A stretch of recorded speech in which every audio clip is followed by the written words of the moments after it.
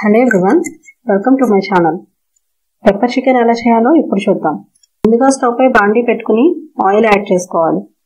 Oil కాగిన తర్వాత దానిలో 1/2 స్పూన్ జీలకర్ర, తరిగిన ఉల్లిపాయ ముక్కలు, పచ్చిమిర్చి ముక్కలు, కరివేపాకు వేసి దానిలో సరిపడా ఉప్పు వేసి మూత పెట్టి 5 నిమిషాలు వేగనివ్వాలి. ఇది దోరగా వేగిన తర్వాత దానిలో అల్లం వెల్లుల్లి పేస్ట్ వేసి మరి కాసేపు వేగనివ్వాలి. తర్వాత మనం ముందుగా కడిగి శుభ్రం చేసుకున్న చికెన్ వేసి ఒకసారి కలిపిన తర్వాత దానిలో పసుపు వేయాలి. ఆ పైన మరొకసారి కలుపుకొని మూత పెట్టుకుని 20 నుండి 30 నిమిషాలు బాగా వేగనివ్వాలి. చికెన్లో ఉన్న వాటర్ మొత్తం బయటకు వచ్చేంత వరకు వేగిన తర్వాత దానిలో సరిపడా మిరియాల పొడి యాడ్ చేసుకోవాలి. దీన్ని 2 నిమిషాలు వేగిన తర్వాత స్టవ్ ఆఫ్ చేసుకోవాలి.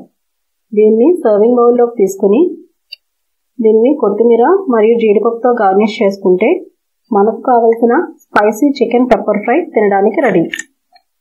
చూసారు కదా పెప్పర్ ఫ్రై ఎలా చేసుకోవాలో.